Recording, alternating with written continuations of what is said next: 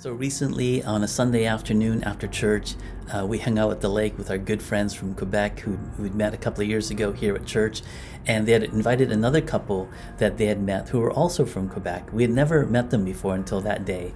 They met them through their kids at school, and so there we are at the lake. You know, there was three couples, six of us, and our kids were younger, and they kind of were getting along. We had a fire going. We had some good eats and drinks that we were sharing. We had some water toys, some kayaks that were in the water, some good conversation, and it was a good vibe. Like, we just kind of knew that we were getting along, even though we didn't really, especially with the new couple that we didn't really know. Found out that the wife is a flight attendant, and I used to be a flight attendant for a number of years, so that was a point of connection for us. And so there's something really cool that happens when you're around people that you know are your people. Because I remember, after the afternoon ended and we were driving home, we kind of talked about how this new couple who we'd never met before and spent time with was our people. Loved that they, loved the outdoors, that there's things that we had in common in our background, loved that they liked sitting by the fire and having good conversation. And so as your cluster of 3 to 4 people continues to meet together and become closer together and establish your small group culture and get excited about coming together, to be encircled by others about Jesus, we want to help you take that next step, and that's to grow your cluster of 3 to 4 people into a group of 8 to 12 people. And there's 3 ways that we want to help you kind of consider what that next step can look like. One is Fusion. So Fusion is a targeted event that we do throughout the year, and it's really kind of, we target a group of people, whether it's people in their same age range, same season of life, maybe some shared similarities or backgrounds, and we get them together in an environment that is relaxed, casual, the vibe is chill. There'll be good conversation, good eats, good drinks, really a chance for you to connect with more of your people that you might want to consider inviting to try out your cluster and hopefully growing your small group with. And so want to watch out for that throughout the year here at our church.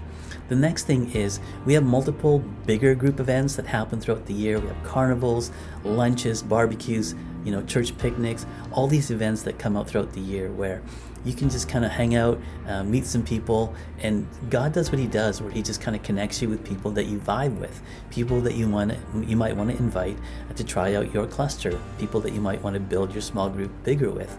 And so when that happens, let us know. We'll reach out to those folks if you haven't already, and we'll connect you with them over coffee, over lunch, and so on. The third thing is, because we've been journeying with your cluster for some time, we kind of know what your small group is going to be about, like what kind of small group culture you're establishing and building towards and want to kind of maintain and preserve. When we, meet some new people at our church, people come to our church, or people that we know that are not connected to a small group that fit that small group culture, we will connect you with them, again, over coffee or lunch, or maybe even they'll try out and check out your cluster and do a meeting with you, and just to see if it's a fit. And so those are 3 things that we can do to help you grow your cluster of 3 to 4 people into a small group of 8 to 12 people or so. The other thing too that God does, when you meet as a cluster of 3 to 4 people, God is quite faithful and consistent in raising up leaders from within the group. Maybe it's one person, maybe it's a couple, maybe it's 2 couples. And so we will come alongside those leaders that are rising up to continue to pour into them, to continue to provide them with resources and best practices and ongoing coaching to lead your group when it becomes more than just a cluster or a mini group into a bigger group of 8 to 12 people. So we have definitely a plan for that, and it has to do with 3 things. It's really equipping our leaders to do 3 things: loving, learning, and leading together. So in a small group, everybody contributes, and a leader that is able to facilitate that kind of contribution will just make it a richer group experience for everyone. So click on the next video and we'll give you a peek into what that can look like when groups are learning, loving, and leading together.